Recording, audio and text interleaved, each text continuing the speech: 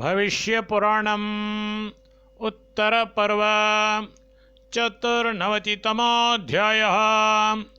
अनन्तचतुर्दशी व्रत माहात्म्यवर्णनम्। श्रीकृष्ण उवाच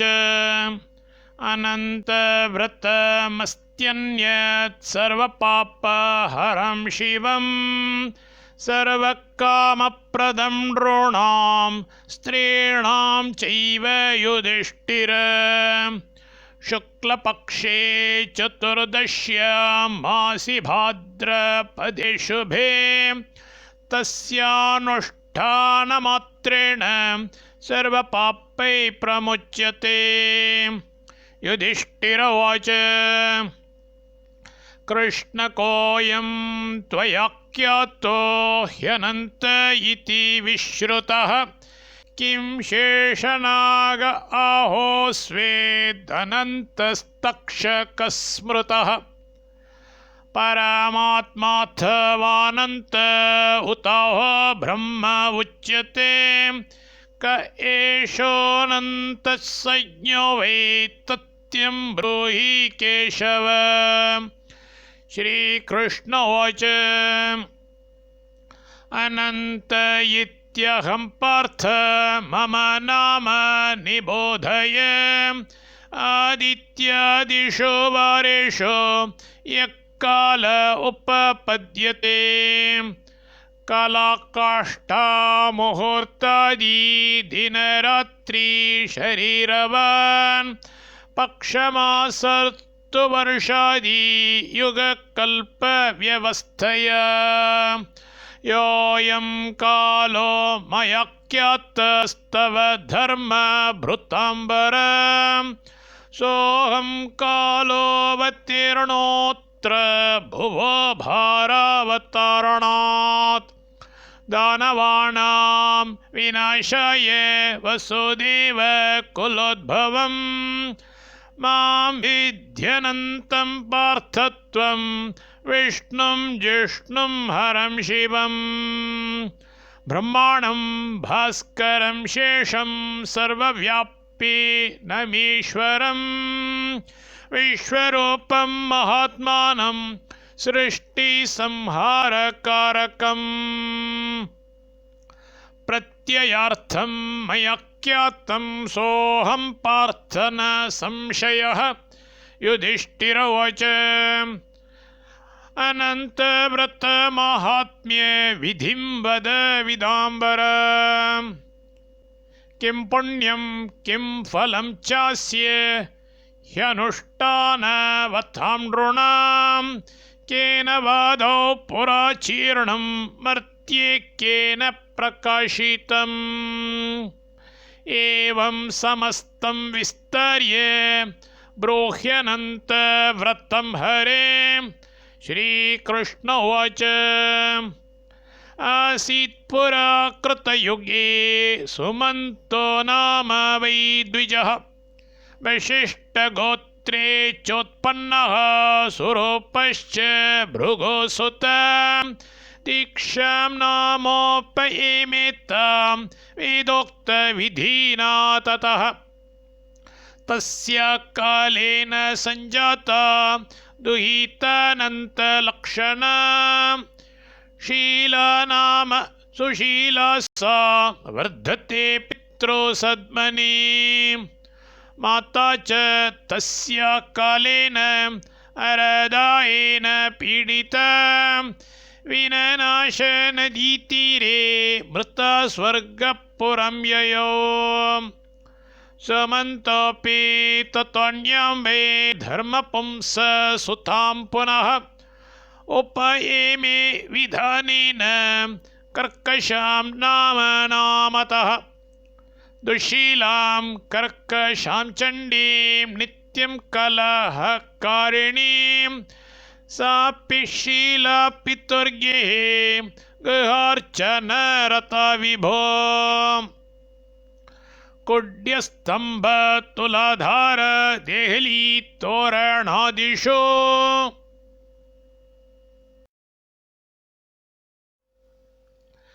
चातुर्वर्णः करं वैश्य नीलपीतसितासितैः स्वस्तिकैः शङ्खपद्मैश्च अर्चयन्ती पुनः पुनः पित्रादृष्टा सुमन्तेन स्त्रीचिह्ना यौवने स्थिता कस्मै देया मया शीला विचार्यैवं सुदुःखितः पिता ददौ मुनीन्द्राय कौण्डिन्याय शुभे दिने स्मृत्युक्तशास्त्रविधिना विवाहमकरोत्तदा निवर्त्योद्वाहिकं सर्वं प्रोक्तवान् कर्कशां द्विजः किञ्चिदायाधिकं देयं जमातु पारितोषिकम्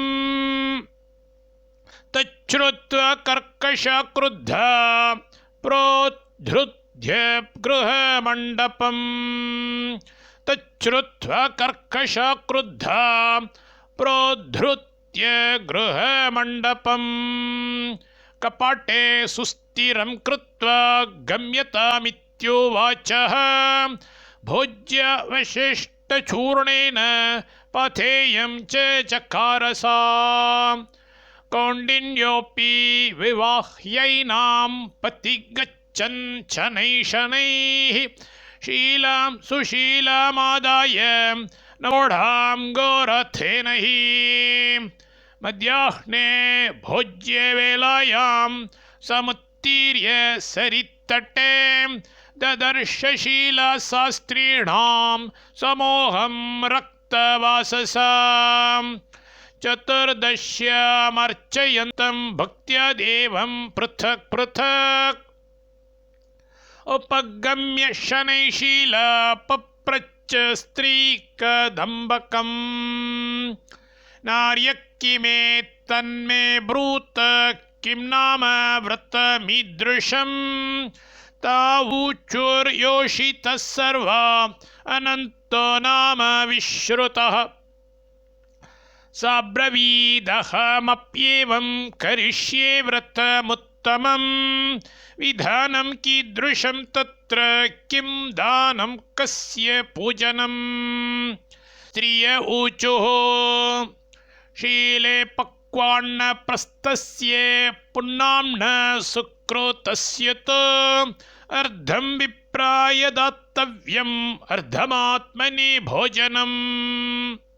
कर्तव्यं तु सरितीरे कथां श्रुत्वा हरेरिमाम् अनन्तमभ्यर्च्य मण्डले गन्धदीपकैः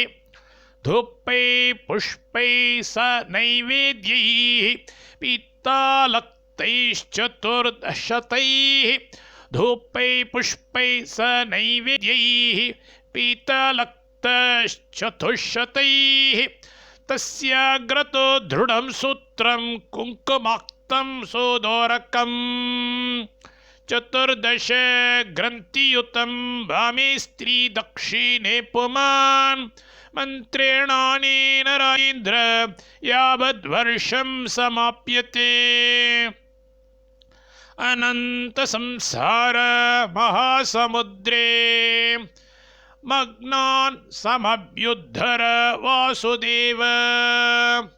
अनन्तरूपे विनियोजितात्मा ह्यनन्तरूपाय नमो नमस्ते अनेन दोरकं बद्ध्वा भोक्तव्यं स्वस्थमानसैः ध्यात्वा नारायणं देवम् अनन्तं विश्वरूपिणम् भुक्त्वा चाते व्रजेद्वेश्म हीदं प्रोक्तं व्रतं तव सापि श्रुत्वा व्रतं चक्रे शीलबद्ध्वा सुदोरकम् भर्ता तस्य समागत्य तां ददर्श महधनां पातेयशेषं विप्राय दत्त्वा भुक्त्वा तथैव च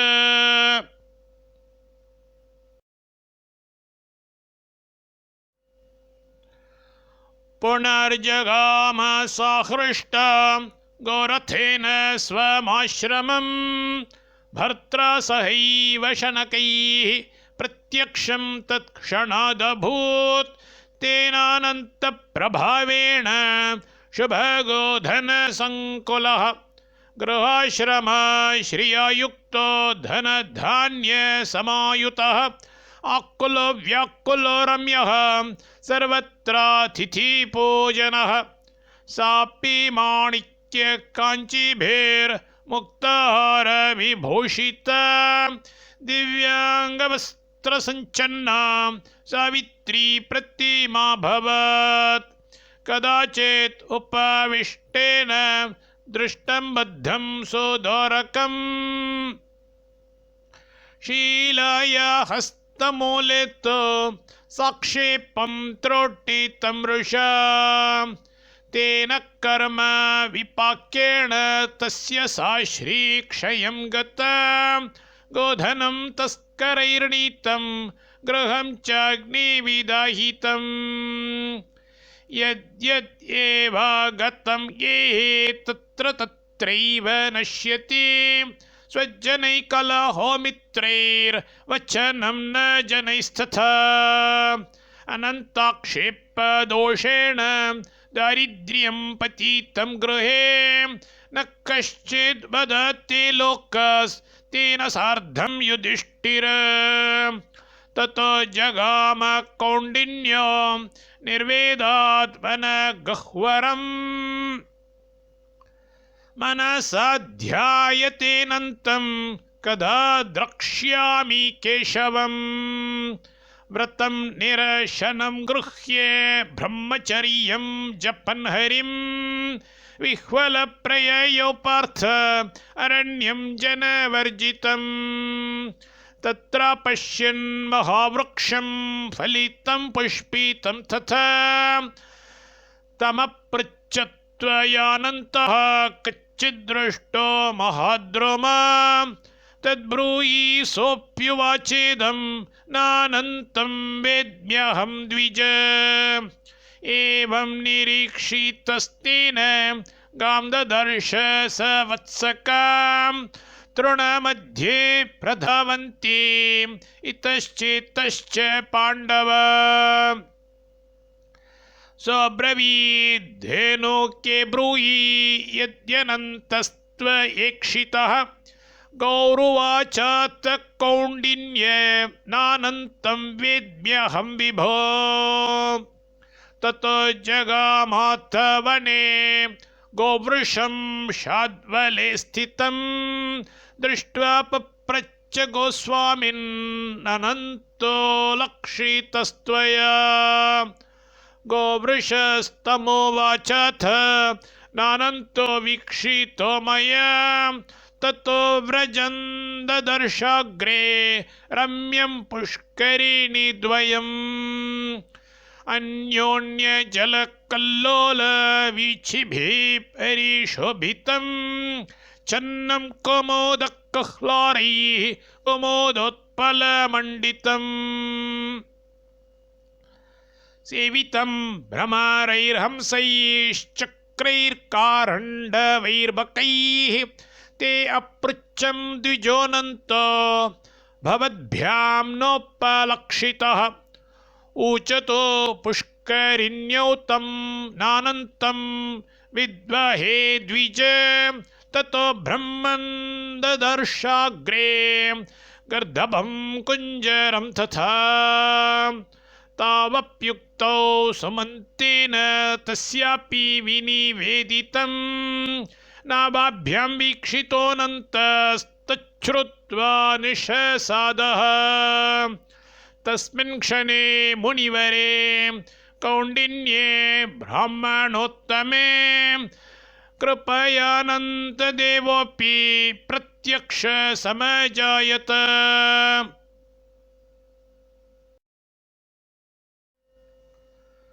वृद्धब्राह्मणरूपेण इत एहीत्योवाच तं प्रवेशयित्वा स्वगृहं गृहीत्वा दक्षिणे करे तां पुरीं दर्शयामास दिव्यनारी नरैर्युतां तस्यां निविष्टमात्मानं वरसिंहासने नृप पार्श्वस्थ शङ्खचक्रासि गदा गरुडशोभितं दर्शयामास विप्राय पूर्वोक्तं विश्वरूपिणम् विभूतिभेदैश्चानन्तम् अनन्तं परमेश्वरं तं दृष्ट्वा तु द्विजोऽनन्तम् उवाच परया मुदा पापोऽहं पापकर्माहं पापात्मा पापसम्भवः पाहि मां पुण्डरीकाक्ष सर्वपापहरो भव अद्य मे सफलं जन्म जीवितं च सुजीवितं चोतवृक्ष वृषक्कस्तु काघौ पुष्करणीद्वयम् चोतवृक्ष वृषक्कस्तु कागौ पुष्करिणीद्वयम् गर्दभं कुञ्जरं चैव देव मे ब्रूहि तत्त्वतः अनन्त उवाच चोतवृक्षो हि विप्रोऽसौ विद्वान् यो वेद गर्वितः विद्यादानं नोपकुर्वन् शिष्येभ्यस्तरोतां गतः सा गौर्वसुन्धरा दृष्टा निष्फलाया त्वयेक्षिता सहर्षो वृषभो दृष्टो लाभार्थं यस्त्वया वृतः धर्मव्यवस्थानं तच्च पुष्करिणीद्वयं खरक्रोधस्त्वया दृष्टः कुञ्जरो धर्मदूषकः ब्राह्मणो सावनन्तोऽहं गुहासंसारगह्वरे इत्युक्तं ते मया सर्वं विप्र गच्छ पुनर्गृहम् चरानन्तव्रतं तत्त्वं 9 वर्षाणि 5 च ततस्तुष्टप्रदास्यामि नक्षत्रस्थानमुत्तमम् भुक्त्वा च विपुलान् भोगान् सर्वान् कामान् यथेप्सितान् पुत्रपौत्रै परिवृतस्ततो मोक्षम् अवाप्स्यसि इति दत्त्वा वरं देवस्तत्रैवान्तर्हितो भवत् कौण्डिन्योऽप्यगतो गेहं चचारानन्तसद्व्रतम् शीलया सह धर्मात्मा भुक्त्वा भोगान् मनोरमान् अन्ते जगाम च स्वर्गं नक्षत्रं च पुनर्वसुम् कल्पस्थानी च सम्भूतो दृश्यतेऽद्यापि सज्ज्वलन् अनन्तव्रतधर्मेण सम्यक् चेरणेन कौरव एतत्ते कथितं पार्थ व्रतानामुत्तमं व्रतं यत्कृत्वा सर्वपापेभ्यो मुच्यते नात्र संशयः ये च शृण्वन्ति सततं वाच्यमानं नरोत्तम ते सर्वे पापनिर्मुक्ता यास्यन्ति परमां गतिम् संसारसागरगुहां सुसुखं विहर्तुं वाञ्छन्ति ये कुरुकुलोद्भव शुद्धसत्त्वाः सम्पूज्यते त्रिभुवनेशमनन्तदेवं बध्नन्ति दक्षिणकरे वरदोरकं मे बध्नन्ति दक्षिणकरे वरदोरकं मे